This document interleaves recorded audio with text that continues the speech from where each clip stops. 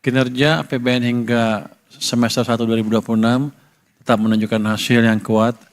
Pendapatan mencapai 1.459,4 triliun rupiah atau tumbuh 21,4%, sementara belanja negara terrealisasi 1.656,0 triliun rupiah atau meningkat 17,8%. Hingga APBN terus berperan sebagai motor penggerak pertumbuhan ekonomi dan pelaksanaan agenda pembangunan nasional. Dari sisi lain, kesehatan fiskal tetap terjaga. Defisit APBN sebesar 196,5 triliun rupiah atau hanya 0,76% terhadap PDB, disertai surplus keseimbangan primer sebesar 85,1 triliun rupiah. Ini menunjukkan fiskal Indonesia tetap kuat. Dengan kinerja tersebut, kami optimis APBN akan terus menjadi instrumen yang efektif dalam menjaga stabilitas, mendukung pertumbuhan ekonomi, dan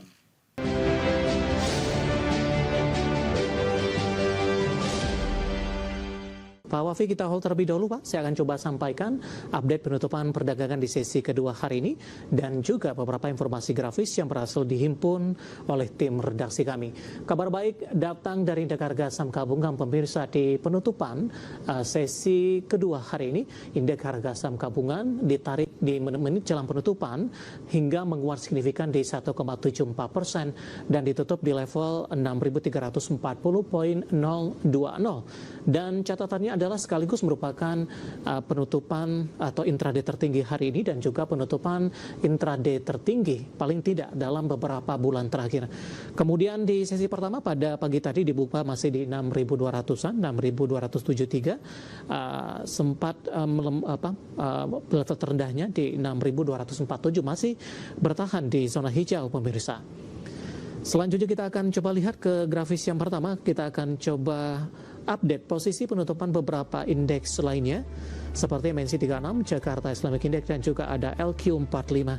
Dapat Anda saksikan grafis di layar televisi Anda pemirsa.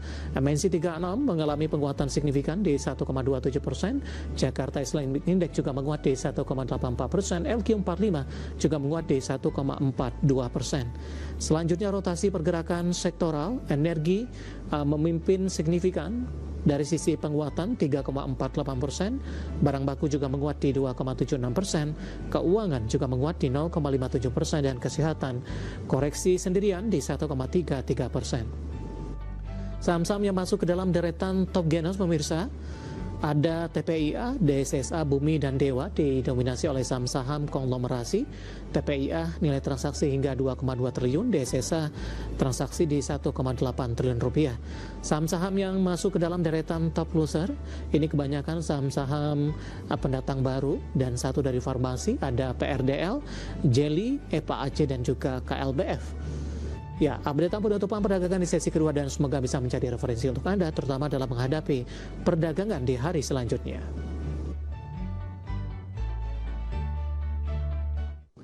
Terima kasih untuk Anda yang masih bergabung bersama dengan kami, dan di segmen ini kita akan review jalannya perdagangan pemirsa.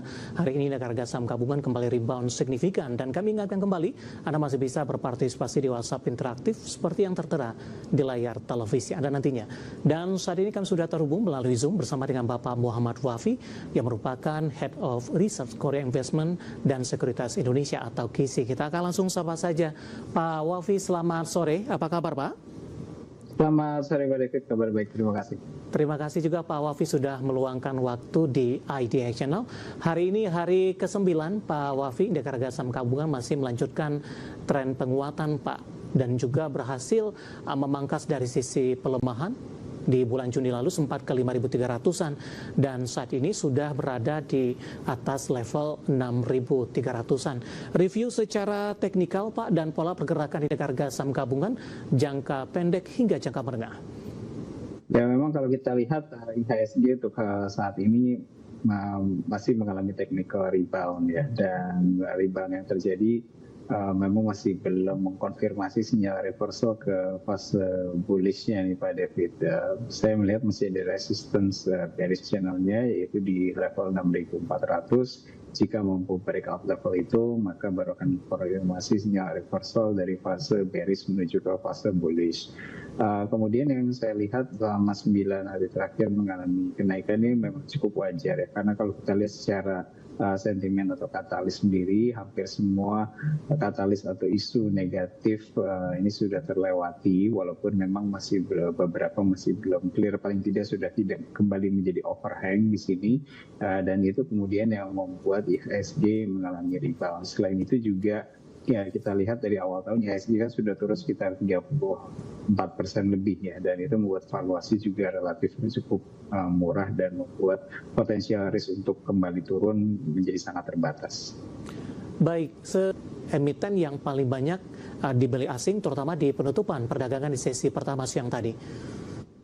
Ya, kemungkinan saya lihat di sesi kedua ini asing kelihatannya masih melanjutkan net buy, walaupun kita masih belum bisa menyimpulkan net buy asing yang terjadi hari ini itu sebagai sinyal bahwa asing sudah mulai kembali lagi secara konsisten untuk inflow ke Indonesia, karena kembali lagi masih ada beberapa overhang juga di sini, dan kelihatannya asing juga masih menanti beberapa katalis-katalis lainnya. Misalkan di tanggal 22 nanti besok akan ada BI rate, asing kelihatan masih menunggu itu. Kemudian juga perkembangan lebih lanjut terkait dengan isu geopolitik di Timur Tengah juga, gitu. Itu akan menjadi beberapa hal yang kemudian menjadi salah satu perhatian dari asing, selain tentunya perhatian utamanya adalah fokus di MSCI.